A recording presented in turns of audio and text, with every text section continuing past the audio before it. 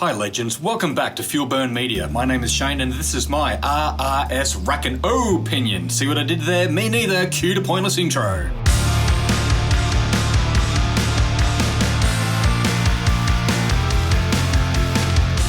In my previous video weblog about the custard cake tin, I talk about wanting a sound system beyond a factory AM radio, wanting turnkey engine reliability for winter, and needing a solution to the 30 to 40 degrees of omnidirectional play in my steering that is less of a steering setup and more of a directional chaos guessing game which terrifyingly transforms the simple task of keeping a 1.8 metre wide car on a 3.8 metre wide road into a torturous tightrope tiptoeing extravaganza of white knuckles and clenched bottom.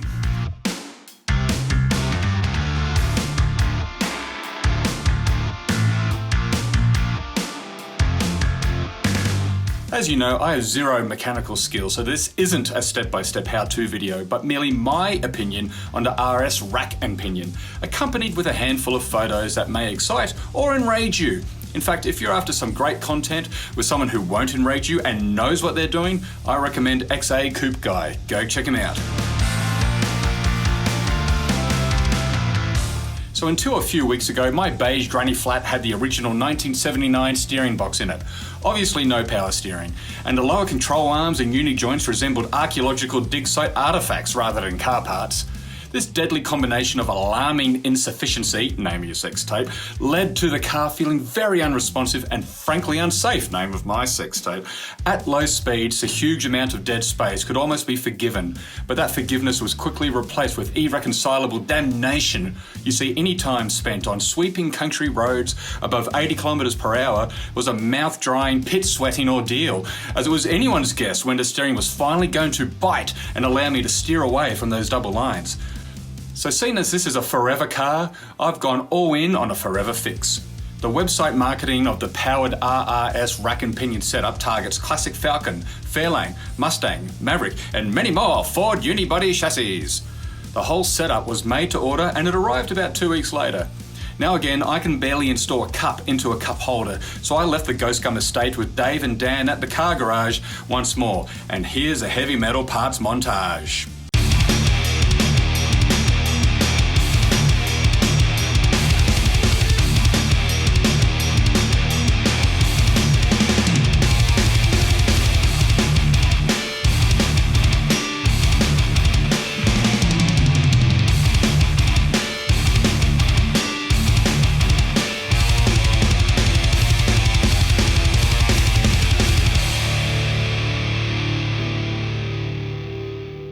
By all accounts, the installation was relatively straightforward. However, as a byproduct, the wagon is no longer a column shift. It's been converted to a floor shift. This was unavoidable and something we knew would be done before placing the order. There's two reasons for it. One, the folks at RRS flat out tell you their setup is not suitable for column shift cars. Their website says it too.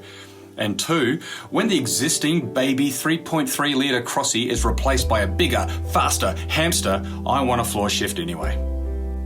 So the drive home from the car garage that day was a great one. However, I was warned of one thing. The RRS installation instructions have very specific wheel alignment criteria, and we followed it exactly. And we noticed when accelerating out of a corner, the steering doesn't naturally straighten up as quickly as you might expect. This is probably just an issue with the one-size-fits-all setup, so we'll get the car back in and experiment with the caster and whatnot to rectify that.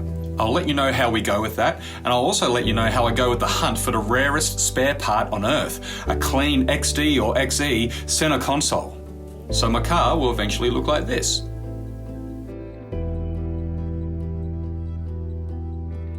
Thanks for watching, folks, and if you would like to see what happens next with the dirty blonde bucket of bolts and door handles, feel free to subscribe to the channel. Share it about like a New Year's Eve doobie. Will I go Barra or 351? Will I go to Macca's or Hungry Jack's? What about you? What are you working on? Drop a comment and tell us about it. Okay, see you, bye!